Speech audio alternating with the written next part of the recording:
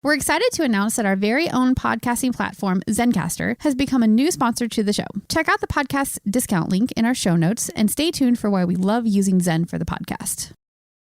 You're listening to the Archaeology Podcast Network. This is the CRM Archaeology Podcast. It's the show where we pull back the veil of cultural resources management, archaeology, and discuss the issues that everyone is concerned about. Welcome to the podcast.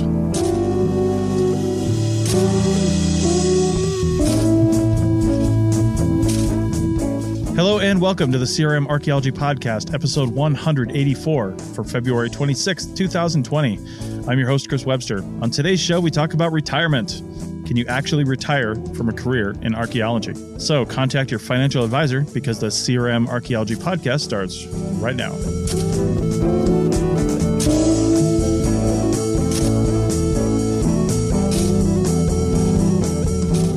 Welcome to the show, everyone. Joining me today is Bill in California.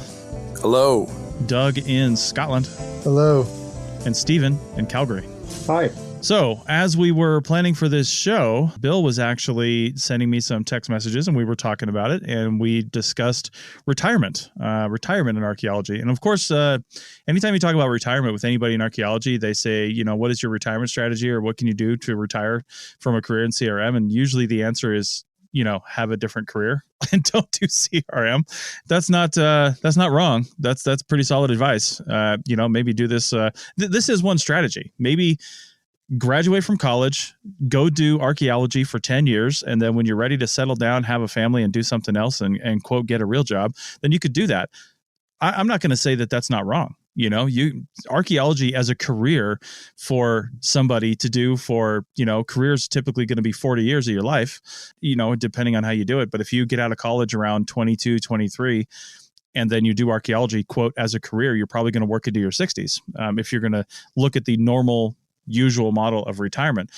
But let's just flip the script on that. And something I didn't think I was going to talk about when I just started this show a minute ago was maybe you don't see archaeology as a career. That is one valid strategy. You see it as something you can do to build a certain skill set. And I have a video on the Team Black website about getting out of archaeology, which is what this would build on.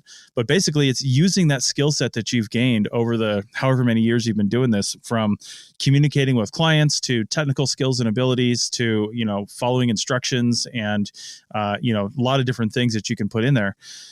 Use those skills to go do something else, whether that means you go back to school or whether that means you just get a different job. I mean, one thing I never thought I'd be doing is I'm working in a completely different industry right now. It's somewhat temporary, I want to say, only because I don't see this as a retirement strategy for myself, but I became qualified for this job that's paying me a ridiculous amount of money and allowing me to travel and do all kinds of other things because of skills that I learned as an archaeologist, because that's the thing I've done for the longest period of my life is be an archaeologist. And the skills I've learned in project management and, you know, organization and things like that have helped me to do what I'm doing now. And honestly, I went down a slightly different path in archaeology with the whole digital archaeology thing, and the skills I learned trying to create applications and create digital methods for archaeology actually helped me in this position too. And I know that's not something everybody can claim, but whatever you're doing right now, your path is unique and your path is different, and your path will lead you into whatever you want to do. So I don't know what you guys think about this, but the idea that you don't actually retire from CRM or from being an archaeologist in any way, shape, or form, unless you're, I think the one common thing we can all think of is either government employees or college professors. So those two kind of have baked in retirement if you stay there long enough. But your average CRM person working for different companies, being a field technician, crew chief, you know, project manager or whatever, maybe that's the small subset that will actually retire, but almost everybody else will get out at some point. And I think if you use that as a strategy, you won't be surprised by it. And maybe just give yourself an exit point too. Say, hey, when I'm 30, when I'm 32, when I'm 33, whatever the case may be, 35, I don't know. Say, I'm going to work for this long and live this dream that I've wanted to live. And then I'm going to do something else. And then that something else will hopefully come with a different or higher salary. And you can not kill yourself and have back surgery for the rest of your life every year, and then go do something else. What do you guys think about that as a strategy? I'm not sure if it's a strategy as so much as exactly what happens to everyone. But I mean, like, that's what I'm saying. in a sense, yeah. But some people sort of move out or up in CRM. So there's quite a few people who are retiring or have retired from a career in CRM. It's just that everyone sort of has a shelf life in terms of physical labor. Though I've met some archaeologists well into their 60s still doing shovel bumming and have done it for decades, and they are incredible. But yeah, I think that's pretty much what happens is you sort of move and change your career as you move up in archaeology, or you just leave. I think the average is about 5 years. Well, I would say, what about the principal investigators, right? I mean, somebody's got to run these whole things.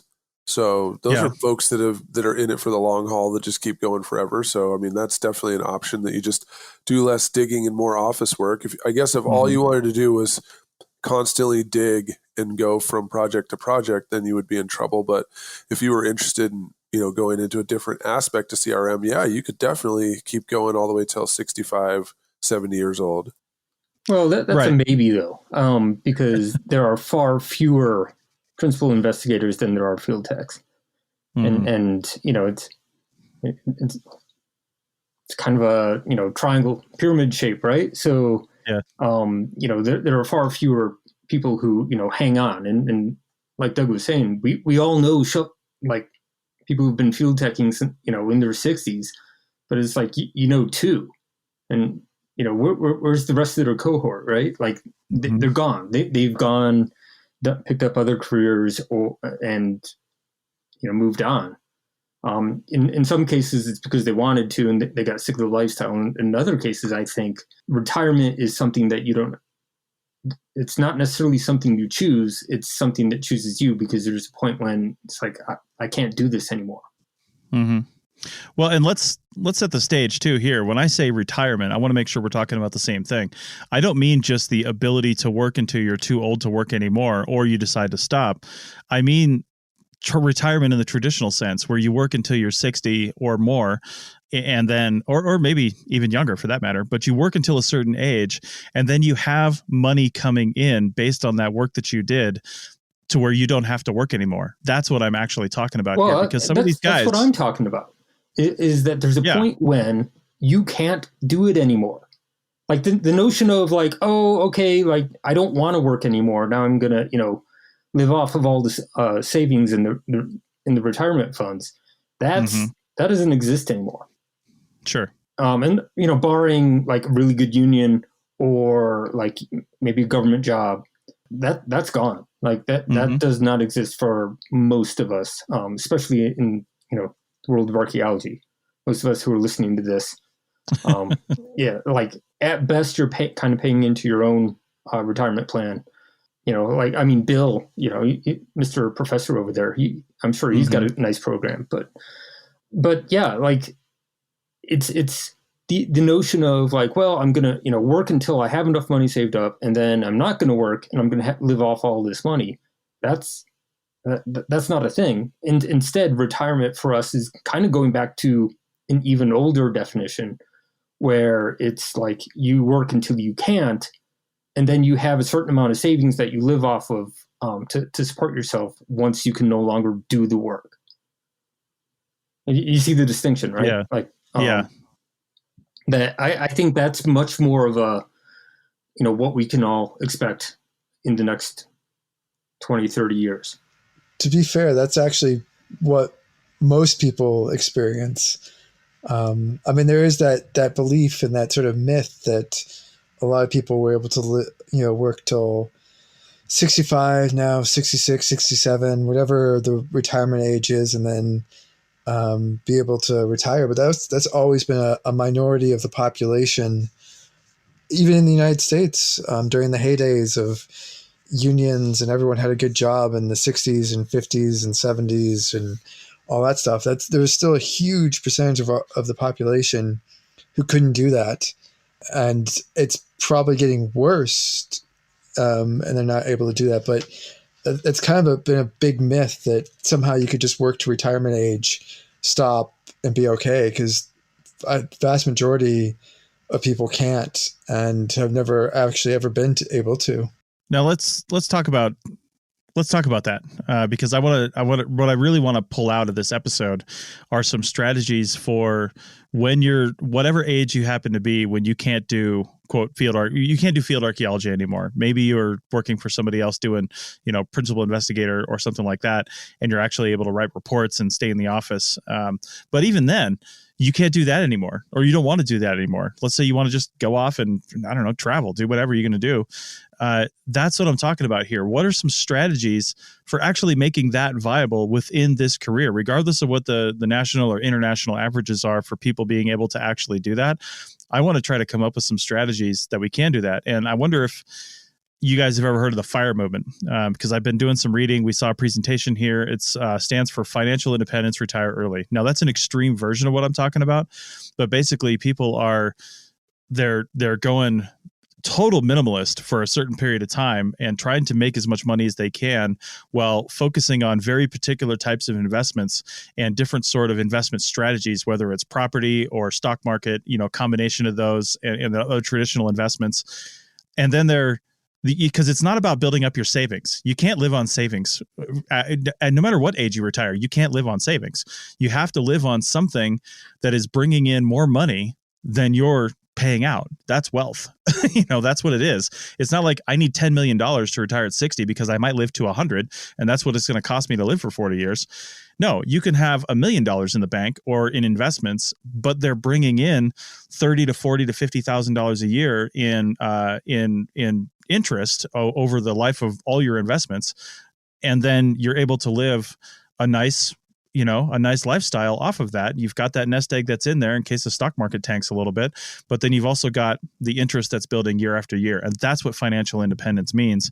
And that's my particular strategy. That's what I'm trying to do. I'm trying to work on not only investments, but passive income sources, things where I don't have to put a lot of effort into. I put a lot of effort into it once, like Team Black or something like that. I put all these videos out, all these different things, and then people come to them year after year and take those. I put out my podcast course, and my hope is that I can keep that refreshed, but I don't have to do it day to day to day. People could just go there and learn how to podcast, pay monthly until they're done learning how to podcast, and then go on. And I would only need 50 to 100 people a month to do that to make a nice little living. So, yeah, I'm glad you mentioned that because that's actually my wife and I's strategy. I mean, for the longest time when we were in cultural resources, we were already actually doing that. I mean, when I started off my first full-time job, we lived in Seattle pre-financial collapse on one income, on my crew chief income, and we saved all of hers. I mean, the goal was to try and buy some kind of a house that would be an investment, and do the whole, real estate thing. And it didn't ever work out because we lived in a place where it was too expensive. So, we just kept saving and kept putting things in different investments and different, layers of 6-month, finance savings plans and CDs and stuff. Sure. And then the extra stuff just went into the stock market on these, several different allocated types of investments. And then, as we could just never seem to build up a nest egg to buy a house, then as soon as everything collapsed, we moved to Tucson and we had all that money. And it was like, okay, cash out a chunk of those investments and buy a house. And so we did that. And then, save the money to fix up our house. And we kept doing that for a while I was doing CRM. I mean, we had to increase to the point where we were living on pieces of both incomes, especially after we got kids and had to pay preschool. But now that I don't have to pay preschool, we're just right back on the same track of trying to eliminate debt and do all that stuff. So, she's worked for years for several different universities. My wife has, and so she has retirements, but mine are, almost non-existent, what I got from CRM. But the investments that I made in the stock market and all that stuff was what I was able to actually buy my house. And then, we've learned a lot over time of making the house nicer and buying one that you can afford and, all those different things that, are functional techniques. Some people don't really ever learn that. So they, overextend on a house or spend money on things that don't actually improve the price of the house or whatever. So we've been doing all that while also for the first time I have a 401k that's actually quality and I can put money into it. And, for the first time, we have money that we're putting into IRAs that we never had before. So it doesn't have to just wildly be speculated on the stock market. But yeah, the techniques that you're talking about, we didn't plan on retiring early because what would I do with my own self as an archaeologist all day with nothing to do? It wasn't for me to go fishing and go to the golf course or something like that. The idea was for me not to have to dig as my back broke, and then to get health insurance, and then to have enough money that we could actually put money into investments. Yeah, totally. Well, I was going to say there's probably a million blogs / websites out on the internet with advice on all sorts of ways to build wealth. I'm probably undercounting that by like 10 or 20 million or something. But I think an area that people don't discuss enough is like everyone talks about building wealth. But the other aspect of that is like spending and your money and stuff. So, hopefully, ideally, by the time you've gotten close to retirement, you've paid off your mortgage. And so you don't have a huge chunk of money there. Your kids are hopefully old enough and have moved out and are able to support themselves. So most of or you don't have any kids at all. And so basically, you're down on your expenses. But a huge thing is like health. So being able to just stay healthy in old age is probably going to be a huge factor for most people, in that, your medical costs are pretty much the number one cost when you get old, or your biggest cost. And so I think a lot of people should really be considering about, if you're making a plan to build wealth, you should also look at the other side and make a plan as best you can. Stuff happens, accidents, genetics, things like that. But try to stay as healthy as possible is probably the other best thing you could do. Bill put a link in here to a blog that's called Our Rich Journey, and I'm going to link to that in the show notes. And then I found a retirement calculator from a website called playingwithfire.co, and I'll also put that in the show notes. And basically what it shows you, and this is what I'm talking about. Again, FIRE stands for Financial Independence, Retire Early. And you can put in your age, your annual income, your annual expenses, your current net worth, which is a hard one to calculate if you don't have a good handle on that. And then your asset allocation, expected return of some of those things. You might not have some of that stuff dialed in, but I don't think it's going to matter to do a quick calculation. And you can do just a quick calculation. It'll tell you when you can achieve financial independence. And again, financial independence means you have more money coming in than you have going out. And that money coming in is money that you don't have to work for. And to put it in simplest terms, it's money that's coming in through interest payments. Now, one thing they're not exactly calculating here does your annual income and your annual expenses, are those going to remain the same? Because they're probably not. Let's imagine how much you could live on if you were debt free. Imagine how much you could live on if you had literally nothing else to pay for. You had that ability to live a simpler life, I guess, but still be happy. I mean, if you want Jaguars and, diamonds on the table all the time, then you're going to have more money coming in. But most of us have the ability to live happy, but live a little bit more simple. Even if you are married or have a partner or have children, there are certain things that we can just, learn to not live without. I don't want to say live without, but you want to live the life that you want to live, but just live a little more smartly, So once you start thinking that way, then I think financial independence comes quicker. And you might be thinking, wow, but I'm spending $40,000 a year right now in expenses. How am I going to have that coming in? But you got to think, if I just stop incurring those new expenses and I can get that stuff paid off, what could I actually live on? What does that number look like? So let's talk about that on the other side of this break. Back in a second. Chris Webster here for the Archaeology Podcast Network. We strive for high-quality interviews and content so you can find information on any topic in archaeology from around the world. One way we do that is by recording interviews with our hosts and guests located in many parts of the world all at once. We do that through the use of Zencastr. That's Zencastr. Zencastr allows us to record high-quality audio with no stress on the guest. Just send them a link to click on, and that's it. Zencastr does the rest. They even do automatic transcriptions. Check out the link in the show notes for 30 30% off your first 3 months or go to zencastr.com and use the code CRMARC. Looking to expand your knowledge of X-rays and imaging in the archaeology field? Then check out An Introduction to Paleoradiography, a short online course offering professional training for archaeologists and affiliated disciplines. Created by archaeologist, radiographer, and lecturer James Elliott, the content of this course is based upon his research and teaching experience in higher education. It is approved by the Chartered Institute for Archaeologists as 4 hours of training. That's in the UK, for those of you that don't know. So don't miss out on this exciting opportunity for professional and personal development. For more information on pricing and course structure, visit paleoimaging.com. That's PALEO imaging.com, and look for the link in the show notes to this episode. Welcome back to the Stereo Mark Podcast, episode 184. And before Doug lost the internet, and we were pretty sure it was because of Brexit, they just went and flipped the switch and then ejected him out. So yeah, you I mean, now that you're not in the EU, you got to pay for internet. Yeah. Or it could be Storm Dennis. We're going through a named storm right now. Ooh, a named storm. Yeah. Then they named it Dennis? Yeah. The Menace, of course. Yeah, last week was Kiara. I think it was Brenda before that. They're working their way through the alphabet. Kiara, I get. That sounds like some wicked badass name from some, fantasy novel or something like that. And Brenda too. Brenda's that woman in the office that you just don't want to cross. But Dennis, come on. Dennis is your pal. Anyway, I don't know how, it's the UK, Ireland, and the Netherlands. Their weather services now decide names. I wonder if it's just there's a bowl with a bunch of names in it. They just pull out right. Or how they get to name it. Or if there's someone who is named Dennis at the weather station, he's like, come on guys, it's D. It's a good name. I feel like you lost access to that bowl with Brexit. So now there's just one guy chewing on a pencil I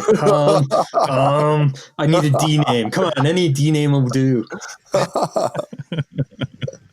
All right. So when we lost Doug, you were getting deep into thought. So why don't you go ahead and finish that thought out? Yeah, it was just to say there's tons of advice. I think you guys touched on it about how to build wealth. But the flip side to that is basically your expenses, how you're going to be spending your money when you retire. And ideally, when you retire, you're going to have less expenses. So hopefully you've paid off your house, so you no longer have to pay rent or a mortgage, which is a good chunk of money. If you have kids, hopefully they've moved out and you're no longer supporting them.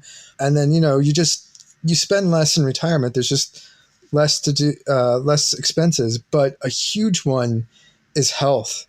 That is the number one expense for people once they get to retirement age. And it'll just be brutal. It'll take away most everything. And it's a whole range of things. And it could just be small stuff, but you see all those jokes on TV and stuff about the 60 or 70 or 80-year-old, and they have the whole setup for Monday, Tuesday, Wednesday packet of pills and stuff. Yeah. But that's actually real. And it's just this thing of everyone's concerned about building wealth, but on the flip side, you could probably do more for your retirement by staying healthy, which, in CRM is not the easiest thing to do.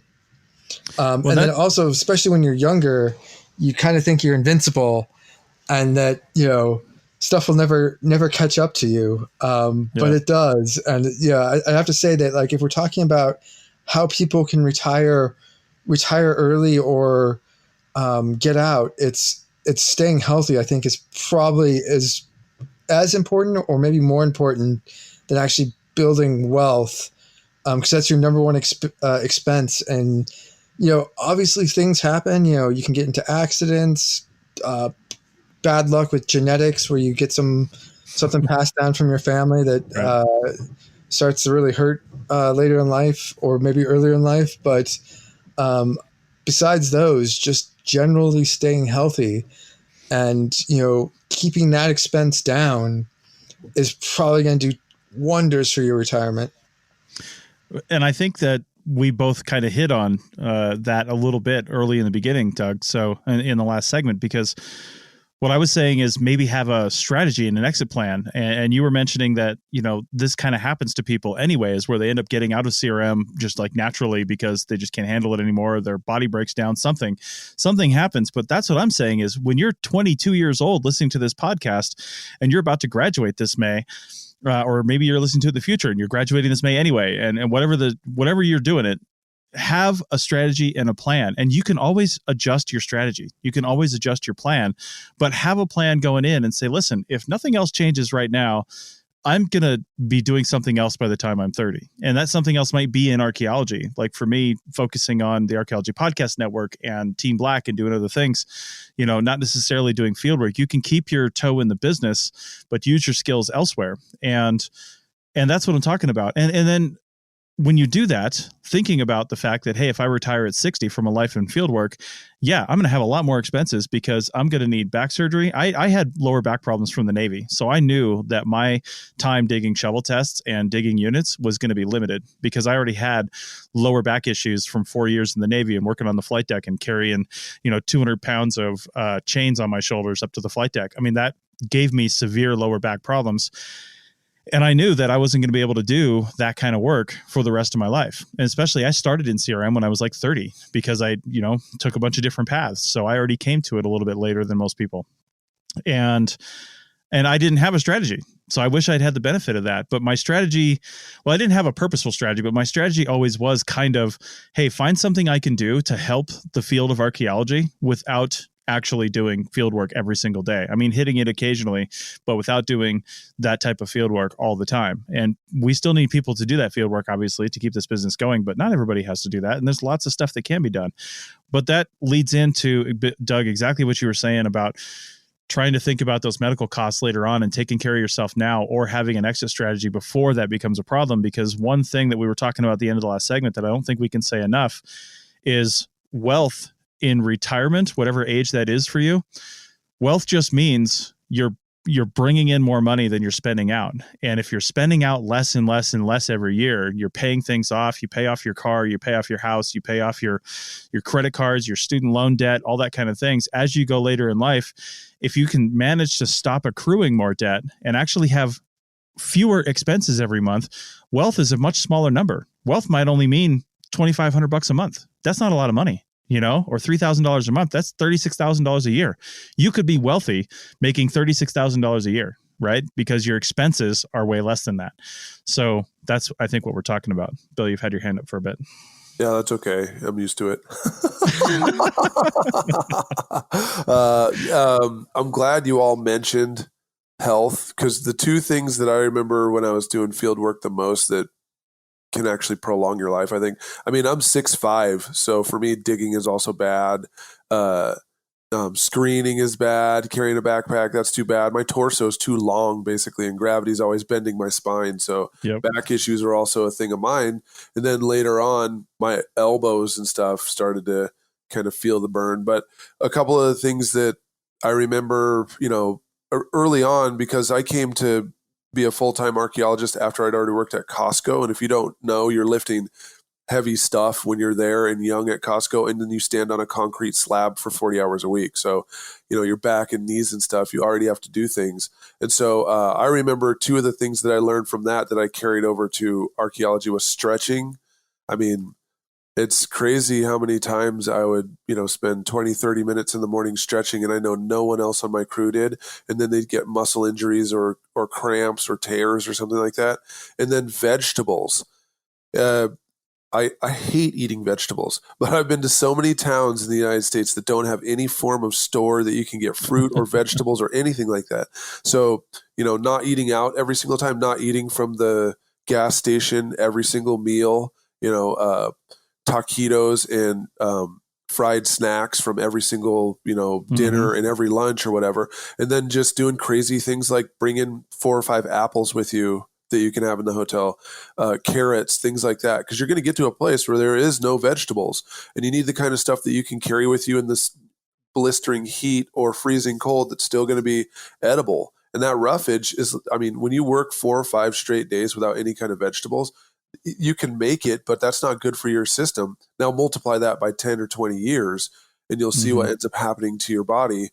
Just those simple things, stretching your body so that it's ready to actually dig or hike or even sit in a truck for 8 hours. And then, having some kind of rest from just fried snacks every day. I mean, those are two things that I remember doing that most of the other people in the field were not doing. And you could see what's happening by the end of the week of just eating greasy food and no stretching while digging for 40 hours. Like by the fourth day in a row, everybody's just spent. They always say when you go to work out that you should stretch out before and after. And you're so right. People don't think of hiking 10 miles a day in the desert, or at least 8 miles a day in the desert, as working out. Before this podcast, my wife and I were up snowshoeing, and we were going out to this really just this one quick little trip. It's like a mile out and a mile back, but it's through, it's got quite an incline. It's at 8,600 feet. It's up above Lake Tahoe, and it's a place called Chickadee Ridge. And we went out there because my wife has some new knitting patterns coming out, and they're cold weather things. So she wanted some pictures in the snow, and that'd be a good place to do it.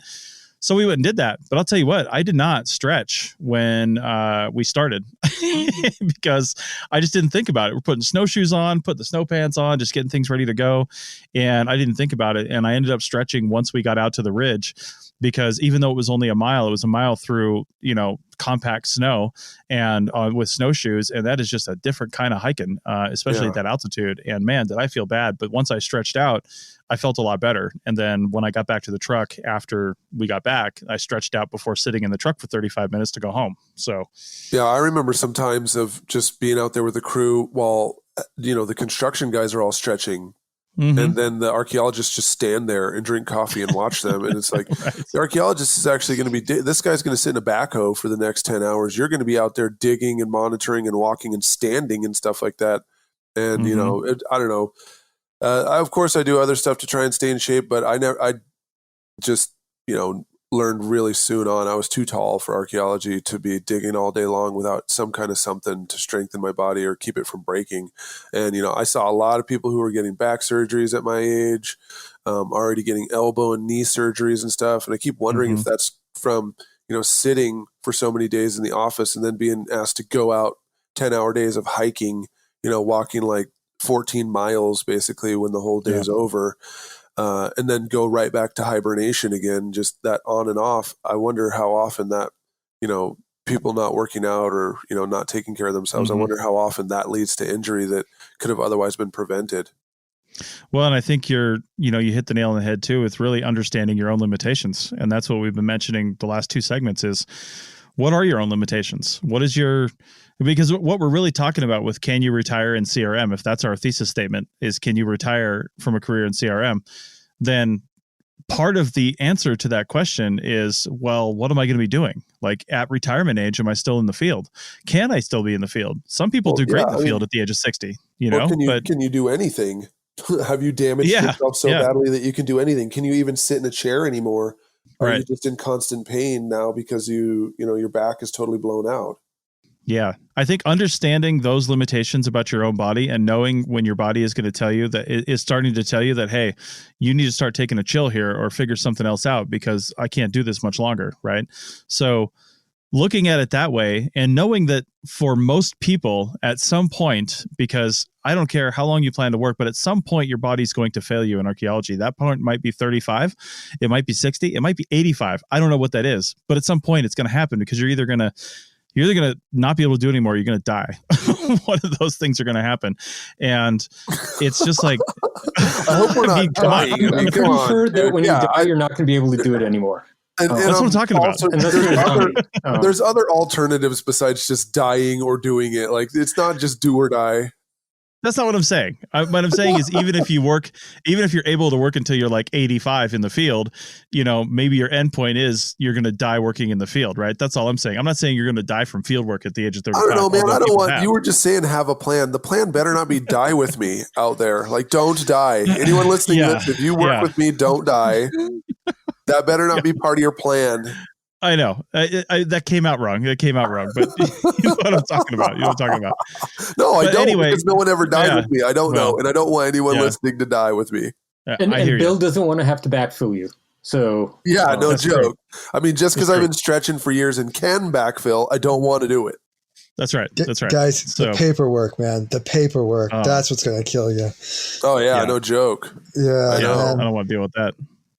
The health and safety form alone is going to safety meeting. Yeah. Anyway, it's all about knowing your limits and having a strategy and having a plan. And then thinking right now, whatever stage you are in your career, whether you're working in the field or not, but thinking about what other skills and abilities do you have that you can start working towards? What are some videos or courses or something you can start taking right now to start building up those skill sets while you might not be using them? Maybe it's GIS. A lot of people default to GIS because that's typically a desk job, and you can probably do that for a while. But if you think you want to be you don't want to be tied down to an office right now is the time to learn GIS. Now is the time to learn some sort of lab skill or to learn some other skill that when the time does come that you don't want to or can't be in the field anymore, hopefully it's you don't want to, because by the time you get to I can't be in the field anymore, you've already gone too long. But if you get to that point where you say, this is my end point, by this date, I want to have an office, I want to be working on maps all day and doing GIS, as long as that floats your boat and you can be happy doing that, then great. But if that's your plan for 5 years from now or 10 years from now or 15 years from now, you got to be getting into that now. You got to be having that strategy, and then maybe don't put all your eggs in that one basket. Maybe learn some other skills, learn some other things you can do, and just plan for that. In the third segment, I want to talk about some actual strategies. We'll get to those in the third segment to end out this podcast. I've got a whole bunch of things written down for things you can do to make money and stay in archaeology and not break your back with a shovel. But that'll be segment 3. Doug. If we jump in a little bit earlier, it's just to sort of piggyback off what you're saying is, when you're thinking about another skill to build up or your sort of exit plan, is to do a little bit of research on that. So I'm going to use the example of GIS because a lot of people are like, oh, yes, do GIS. It'll be very employable, blah, blah, blah. But so many people do GIS. It's actually probably not the best choice to go into. And so if you're thinking about, if you're there and you're like, all right, in 5 years, I need to be out, I would recommend people don't just sort of pick something you think you'll like and something that someone has told you, oh, yes, this is in demand. Actually do a little bit of research and look and see what's happening, how many jobs are actually advertised with GIS in it. The number of actual GIS jobs that is a good portion of your work. Because, there's a lot of people who it's a good skill to have and it'll help you write reports and do stuff like that. And it's a good skill. But in terms of a primary skill, half a dozen GIS jobs in archaeology across the entire United States, probably Canada as well, every year. I mean, that's half a dozen. That's tiny. That is, and there's a lot of people who can do GIS. So it's worth looking and seeing what's happening, or even looking on the horizon, seeing who's retiring in your area. Because there's always that specialist who does all the pottery for, I don't know, HOCOM or whatever, pick an area. There'll be that person that has that very niche specialism that is going to be coming up to retirement at some point. And there's only going to be one of those jobs around for people. And so if you can get it, that's a great way to be able to carve out a nice way to sort of move out of digging and into something else and have a stable career and job out of it. Yeah. So it's all about looking forward and planning out and doing some research. Definitely do research before you plan your exit strategy. Yeah, and we're going to take it to break, and I'm going to piggyback on that right before we go, because that's exactly what I was saying, is have a plan, have an exit strategy. If you're 22 to 25 or whatever age you're getting into this profession right now, but typically you're coming out of college, so you're 22 to 25 years old, you're coming out of college, you're doing this. So start thinking right now. Start looking around at the other jobs in the office, right? Maybe you're just stuck doing field work, but start thinking about the other jobs in the office, like Doug said, whether you're doing some sort of analysis, you're doing GIS, something like that. And like I said, learn those skills now. Start learning from people to do those skills now. It doesn't mean you're going to do it, but when that job does become available, that once in a lifetime job, because like Doug said, there's very few of those positions available. When it does become available, you're ready to step into it. And if you're not ready to step into it, then don't. Wait for another one to come along, right? It will eventually, because there is a relatively high turnover in this field. And then if Republicans get NHPA repealed in this country, the United States, or NEPA, and we run out of jobs, and you're a GIS specialist, well, you'll be able to work anywhere else too, because there's a lot of people that employ GIS specialists, not just archaeologists. In fact, many other professions employ GIS as a specialty, and really very few of them are in archaeology, to be honest. So let's continue this discussion with some actual strategies on the other side of this break. Back in a second. You may have heard my pitch for membership. It's a great idea and really helps out. However, you can also support us by picking up a fun t-shirt, sticker, or something from a large selection of items from our TeePublic store. Head over to arcpodnet.com/shop for a link. That's arcpodnet.com/shop to pick up some fun swag and support the show. Welcome back to the final segment of CRM Art Podcast 184, and we are talking about retirement. And in this segment, I'd like to focus on some actual strategies for retirement. And I think the very first one is, better planning with your own money that you have right now.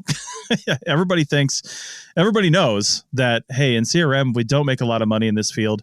It depends on where you're at, of course. I mean, over here on the West Coast, you are going to be making at least $20 an hour, which isn't too shabby of a salary if you're not living in Beverly Hills or Berkeley. But if you're typically making $20 an hour or more. I'm doing this job in a couple of weeks here where the prevailing wage per diem is $157 a day. And my employee and I are going down there for about 10 days, and we're already finding some really great solutions to not paying that much for a hotel room and food, because in this particular area, it was hit by an earthquake and there's very few structurally sound hotels left. So lodging is at a premium. That's why it's $157 a day. But we're not planning on staying in a hotel. We've got some other strategies that we're looking at. And I think it's going to end up costing about $60 to $70 a day if this works out. And I can talk about that later if it does. But I also can't really talk about this project that much for, various confidentiality reasons. Otherwise, I'd give you more info. But the plan is annual planning. I've talked about this before as seeing your year as a calendar year and planning out the different quarters and how you're going to do your planning just on an annual basis, right? So start small and say, okay, so from January to March, you're basically either working a side hustle or working something over the winter, or if you're lucky enough to still be employed in archaeology, then you're still working. But typically you're in the off season and maybe you're doing something else. I don't know what you're doing. You're living off savings, who knows? But you're in the mode where you're coming back into the field season. So you should be refreshing your CV, making sure everything is good, checking with your references, making sure they're still valid, still willing to recommend you, and then starting to look for work, by the end of this quarter.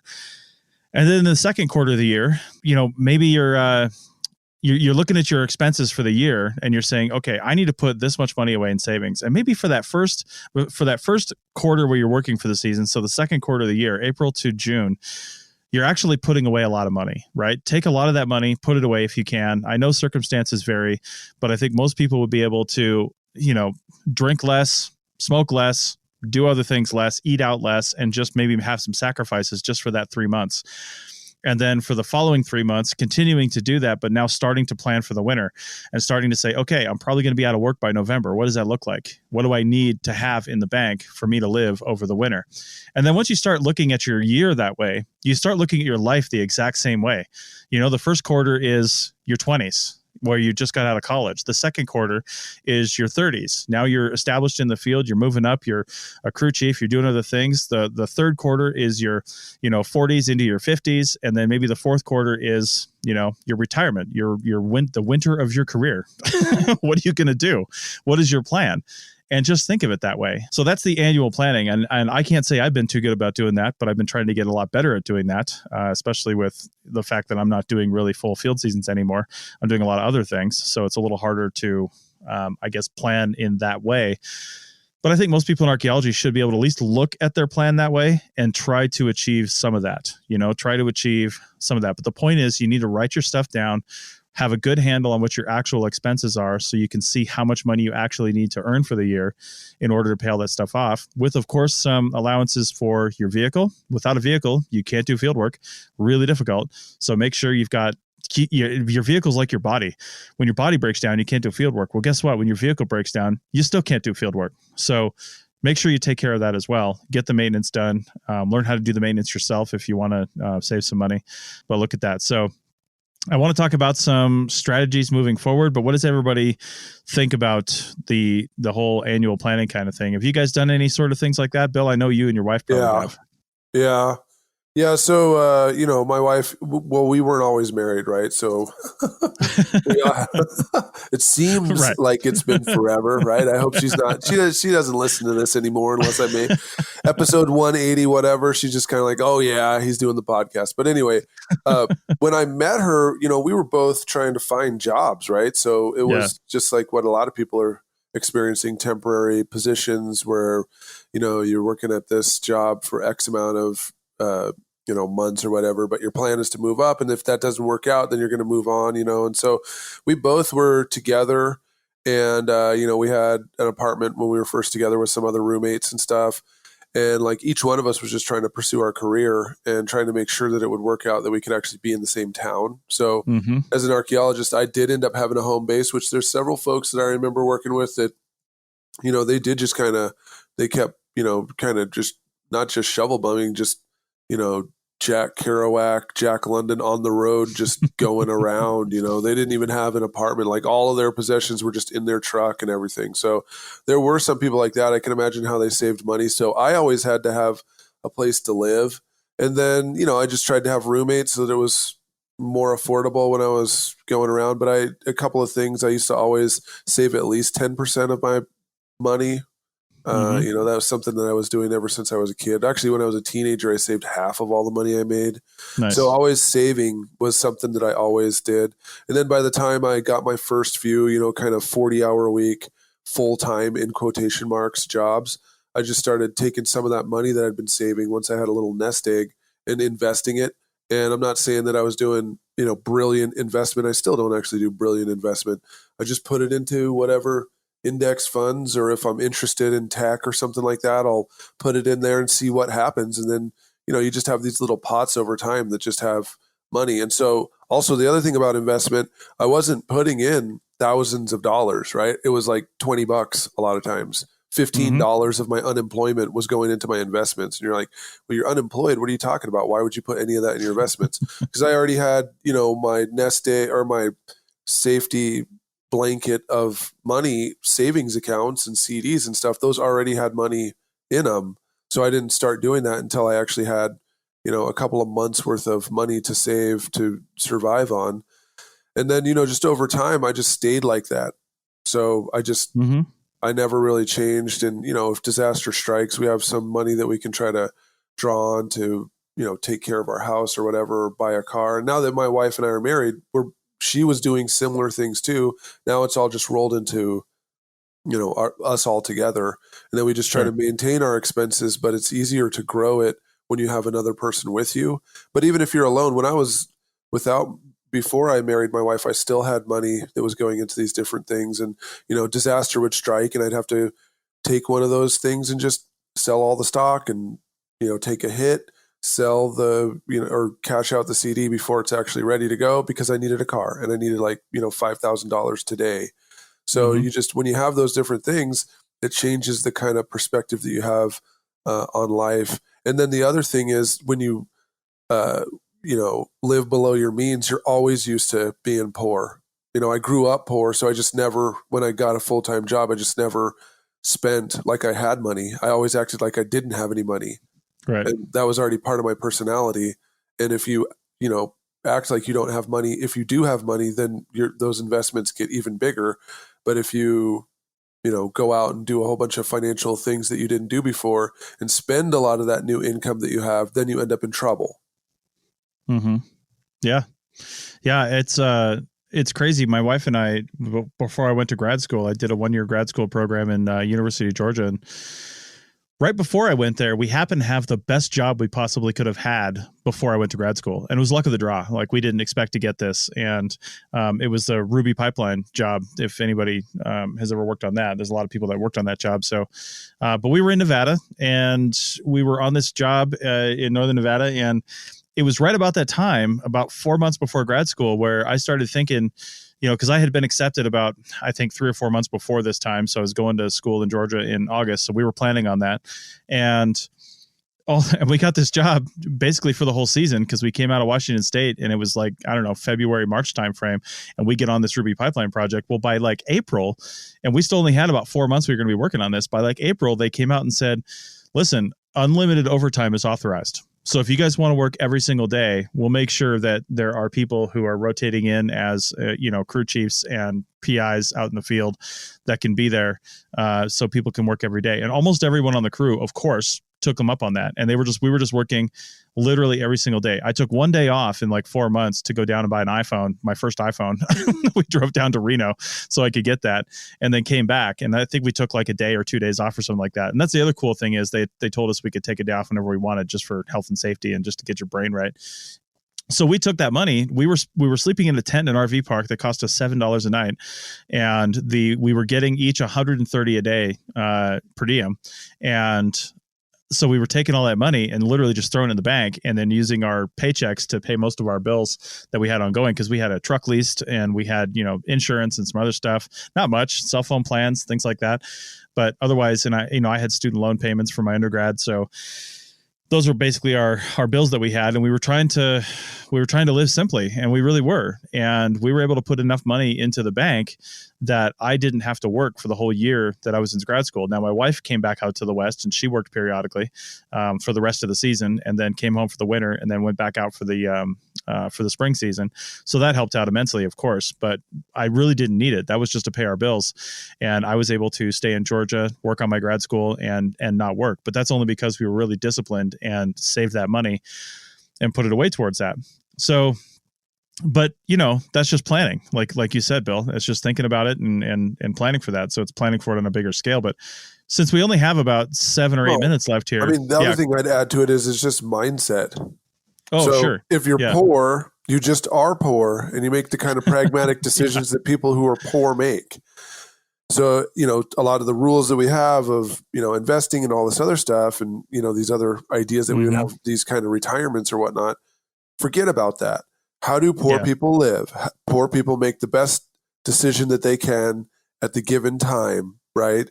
And so if you're field tech, if you came from a middle-class house where your parents weren't laid off and you didn't have these kind of struggles or whatever, you might actually think that this is something new called minimalism or, something else. It's just called being poor, right? Like you can't afford to live the way that you want, that you see on the internet. So you've just decided to live the way you actually, in fact, can afford. And then some people will decide to live even lower than that. And we call that, minimalism, right? Well, if you grew up poor and you are used to being poor, and then you make some money, you just keep acting like you're poor, like you don't have money. And if you came from something, pretend like you don't have anything and your back is against the wall. What kind of decisions are you going to make it through, right? Yeah. When you have a little bit of cushion of money, then you're not acting from a point of desperation. But many poor people actually are working from a point of desperation. So that's why you want to make sure that you get that savings and that cushion set up with a little bit of extra icing on the cake or something like that, so that you don't have to be desperate. But never stop thinking that you're not poor, and that'll always help you. Yeah, and you got to be careful not to run into the trap, though, of you get a little bit of a windfall. Maybe you get a project that's a short-term project that's super high per diem or pays really well. You can't think, well, here's my chance to go out and buy that brand new thing that I wanted, or buy this or buy that, because that's another problem. I grew up that way. I grew up, we didn't have a lot of money either. We never had the things that we wanted, that we truly wanted. And when I got into the Navy right out of high school, sure, I wasn't making that much money, but it was my money, and the Navy was paying all my expenses. So my first couple of years, my food was paid for, my room and board was paid for. So, and I had no bills. I mean, I literally had no bills. There were no cell phones. I didn't have a car payment. I didn't have anything. I wasn't even married yet. And so all the money I had coming in, even though it was a very small amount, was actually all mine, and I could spend it as I wanted, and I did. I didn't think, because it was my money for the first time, and I was like, oh man, I can do whatever I want, and I wasn't very smart with it, and that's a lesson that I had to learn. So, but again, in the last 4 or 5 minutes here, let's talk about some actual things that you can do to take the very little money that you have and actually put it away and have it start working for you a little bit. One of the things I wanted to mention was Stash, STASH, and I've been investing with Stash for a few years now. I've got an IRA in there, and I've got just regular investments. And the cool thing is, you don't have to know a lot about the stock market. You can go in and you can invest in funds that have stocks in them based on certain things that you're interested in. So if you're interested in saving the environment or whatever, they've got funds that have companies that are doing that in there. And you can learn all you want about them, or you can just go simply and say, hey, I want to put, $5 a week into this one or something like that. The other cool thing is they literally I saw this morning as we're recording this, coincidentally, they just announced that they used to have a minimum startup for a stock of $5, like that was your minimum, and then you could do any increment over that, like $6, $7, $8 a month or a week or whatever. But now it's 1 penny. Like they totally reduced it down to nothing, and so you can invest literally anything you want. And one thing that I would suggest on this is look for ones with high dividends, and dividends are usually paid out quarterly and sometimes annually, but a lot of times they're paid out quarterly. Like, for example, Apple Computer. I don't have a lot of stock in them, but they pay me about $7 or $8 a quarter because I don't have a lot of stock in them. But that's still money that Apple's paying me because I'm invested in that company. I get dividends from Tesla. I get dividends from Starbucks, all these places that, they're companies that I believe in and that I understand. And so I've decided to invest in them, but I've also invested in this one fund called Delicious Dividends that basically it's full of a lot of companies that just pay out dividends. And I don't know what my total dividends coming in, say quarterly are. I mean, it's not a lot of money. It's nothing you can live on, but it's something, right? And then the IRA, you can put $6,000 a year into that. And I started this Stash IRA. I've got some others, but I started the Stash one about halfway through last year. And one thing I didn't know, because I'd always paid through it up to the end of the year, was that you actually have until taxes are due to continue and putting into your IRA from the previous year. So my IRA from 2019, since I didn't have it on a good enough schedule, it wasn't quite at $6,000 at the end of the year. I'm still able to add to that up until April 15th or whatever tax day is, if it is the 15th this year. And that's pretty cool. And then once that's full, then you can start working on the 2020 and then put 6,000 into that. And now there's restrictions on those. You can't pull, you get penalties if you pull them out before I think it's 59 and a half or something like that. But there's other things like the stocks. My wife and I had a thing not too long ago where we actually had to pull some out. We had quite a bit of money invested in that stock, but we had a deal where that seemed to be the best place to get the money. We just sold it. Just sold some of the underperforming ones or some of the average ones and then got the money out. And then later on, we put the money back in when we could. So my wife and I live by the motto that we're too poor to be cheap. And it's true, though, is that... Yeah, you're right. I know what you mean. When you don't have money, it's a really good thing to invest in things that will last a long time. Yeah. And invest in quality. Because if you buy something cheap, it'll break, and then you've just kicked the can down the road. And so what we do is we set a goal on something, and then we wait a couple of months, save up, and then buy something that's quality. And quality doesn't necessarily mean expensive, and expensive doesn't necessarily mean quality. But like one of the things we recently got was like a cast iron pot, because that thing is going to last until we die. Yeah. And you can there's all sorts of great quality things, like just going to, like, you can get some great cast iron cooking equipment at thrift stores. Cause people are like, oh, well, it's old fashioned and whatnot. And so they'll just put it away or sell it or anything like that. But I think it's sort of the motto we live by is, we're too poor to be cheap. In the long run, it will save you quite a bit of money if you just go with something just a little bit, higher quality than the cheapest thing possible. But it is, I think, I don't remember who said this, but they basically said there's no difference between being poor and rich. It's just that when you're poor, everything costs more. And that's just, it costs more in terms of like your sacrifices and what you give up. Because you have to have a car, most anywhere in the United States, you have to have a car. And so when you're poor, it just costs more because, you may have to take out payments. You may have to pay longer, which means you lose more money to the bank. And it just, everything, you have to make the same decisions and the same choices. Everything just comes with a much higher cost, whether it be emotional, money, time, just everything. It can be quite brutal. So you really just have to, as Bill was sort of discussing, you have to make all those same decisions. You just make it with less. Yeah. And that is an excellent point. And I think what you guys are doing by thinking that way, Doug, is you're bringing down your wealth point. As you reduce expenses and debt, the things that you have will last you longer and you'll have to replace them less often. And that makes it so your point at which you're, quote, wealthy is a lot lower because you're not spending that money out and replacing stuff. So we're out of time, but I want to just go around the horn one more time and have everybody say one thing that you could do that's outside of field work. Let's just say field work in general, that could help you actually make a little bit of extra money. I'll start off and just say books. If you have the ability, if you've got some writing ability, even if you don't, and you can get on with an editor, they might help you with that. But everybody has some sort of expertise in something. So writing a book is not the best way to fulfill your retirement because books don't pay you any money. However, it's one little leg in your financial stool, and it might be something else. So writing a book might open doors to other things.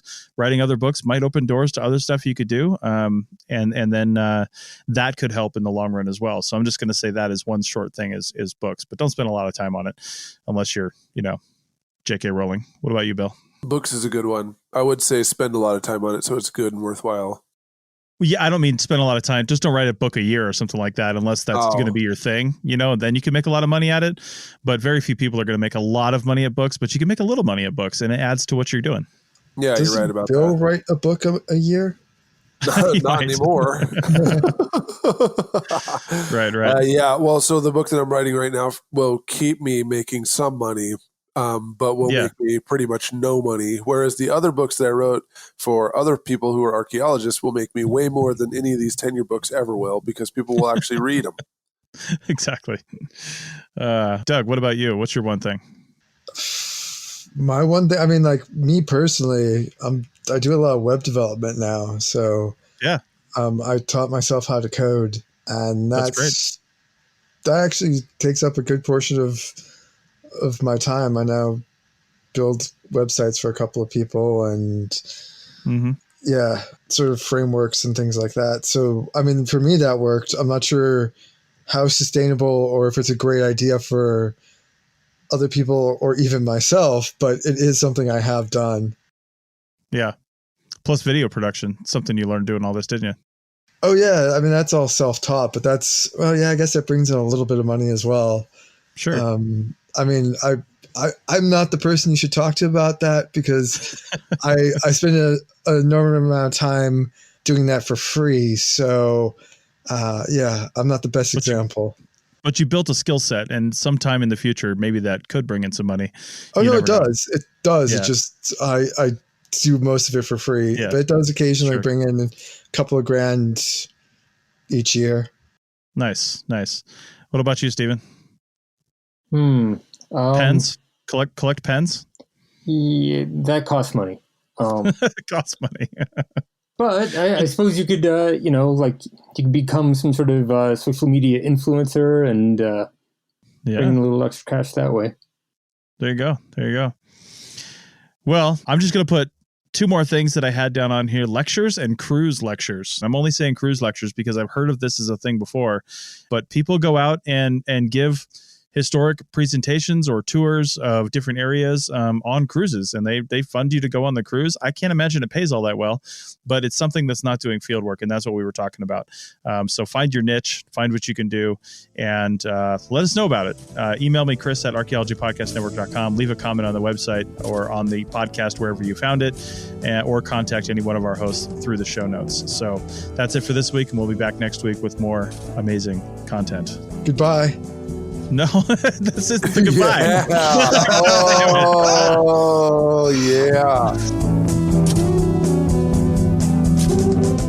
That's it for another episode of the CRM Archaeology Podcast. Links to some of the items mentioned on the show are in the show notes for this podcast, which can be found at www.arcpodnet.com/CRMArcPodcast. Please comment and share anywhere you see the show. If you'd like us to answer a question on a future episode, email us. Use the contact form on the website, or just email Chris at archaeologypodcastnetwork.com. Support the show and the network at arcpodnet.com/members. Get some swag and extra content while you're there. Send us show suggestions and interview suggestions. We want this to be a resource for field technicians everywhere, and we want to know what you want to know about. Goodbye. Son of a bitch.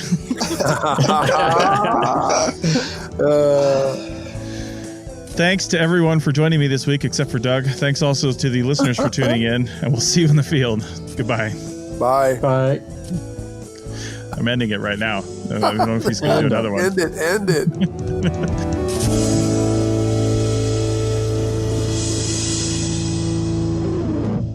This show is produced and recorded by the Archaeology Podcast Network, Chris Webster and Tristan Boyle, in Reno, Nevada, at the Reno Collective. This has been a presentation of the Archaeology Podcast Network. Visit us on the web for show notes and other podcasts at www.arcpodnet.com. Contact us at chris@archaeologypodcastnetwork.com. Thanks again for listening to this episode and for supporting the Archaeology Podcast Network. If you want these shows to keep going, consider becoming a member for just $7.99 US a month. That's cheaper than a venti quad eggnog latte. Go to arcpodnet.com/members for more info.